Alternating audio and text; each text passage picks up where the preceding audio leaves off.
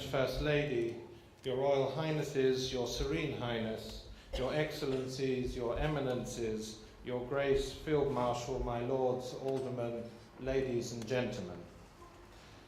As delegate, and together with my co-host, the Colombian Ambassador to the Court of St. James, it gives me great pleasure to welcome you all here today.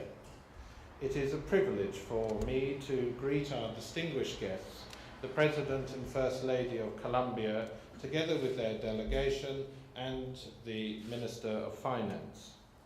May I also warmly welcome the 59th Grand Master of the Sacred Military Constantinian Order of St. George, His Royal Highness Prince Charles of Bourbon Two Sicilies, Duke of Castro, and his wife, Princess Camilla, Duchess of Castro, who are accompanied by His Excellency Ambassador Balboni-Aqua.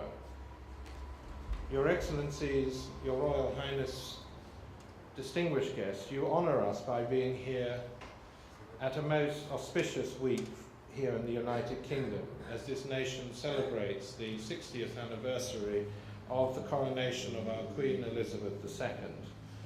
I'm delighted that so many members of the diplomatic corps are here present, a total of 42 countries and organisations from across the world. As a religious order, I'm also pleased to welcome senior members of our national diverse religious communities, including our sub-prior, the Archbishop of Cardiff, George Stack, their eminences, the Archbishops of the Syriac and Russian Orthodox churches, as well as representatives of the Greek, Anglican, Muslim and Jewish communities and other friends. You are all most welcome. The Constantinian Order of St. George is an ancient order of knighthood that is internationally recognised and which from its earliest origins has resolved to work for the glorification of the cross, the promotion of the faith and the defence of the Catholic Church. Today, the Constantinian Order manifests these principles through its hospitaller and humanitarian assistance, as well as the charitable relief for the poor and those most vulnerable in our society. Uniquely amongst Catholic orders, the Constantinian Order and its sister order, the Royal Order of Francis I, play a significant role across the world in furthering interreligious understanding between the followers of all faiths and of none. We remain true to our heritage, yet are proud of our diversity. Mr. President, you recently said that you must fight to achieve peace. This is why we have assembled here today to pay tribute to you, because as you strive to bring an end to the long-standing conflict in your country, you also acknowledge that peace is much more than just an end to the violence. As you embark on a fight against poverty, making the social agenda a top priority and sowing the wider seeds of a lasting peace. Indeed, similar to the teachings of Mother Laura, the first Colombian-born saint canonized in the Vatican City last month, Pope Francis said of her, "She teaches us to see Jesus' face reflected in others, to overcome indifference and selfishness, which corrodes our hearts, and to embrace everyone without prejudice, without discrimination, but with sincere love, giving them the best of ourselves, and above all sharing with them that which is most precious, Christ and his gospel." When you met the Holy Father a few weeks ago, His Holiness remarked how only the brave insist that these types of goals can be accomplished. Yet they come at a cost, but they are worthwhile.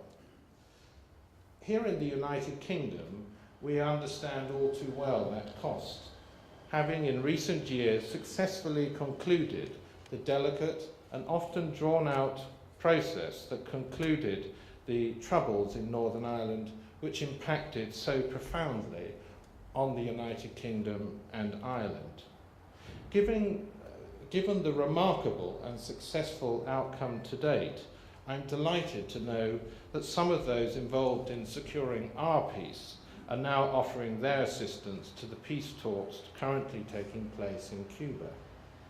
It is also fitting to remember, Mr. President, that among the previous recipients of the Grand Cross that you are about to receive are the then President Mary McAleese of Ireland, who described the theme of her presidency as building bridges as she reached out to all community, often amidst much criticism too.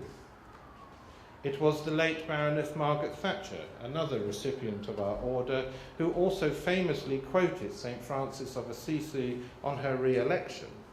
Where there is discord, may we bring harmony. Where there is error, may we bring truth. Where there is doubt, may we bring faith. And where there is despair, may we bring hope. In that spirit, it is therefore my signal honour to invite our Grand Master, the Duke of Castro, to present to you, Mr. President, the insignia of a Knight Grand Cross with Gold Star within the special category of the Sacred Military Constantinian Order of St. George for your significant contribution to peace and reconciliation in Colombia and in recognition of your faith-inspired contribution to the reduction and eradication of poverty and its associated problems, and also, First Lady, as a Dame Grand Cross with the Gold Star, the special category, for your long-standing contribution to charitable and humanitarian endeavour in Colombia, and with special reference to the improvement of early childhood welfare, your response to those affected by the 2010-2011 severe flooding, and your many other worthy social programmes. Thank you very much, and I invite Ambassador Barboni Aqua to step forward to present the decorations.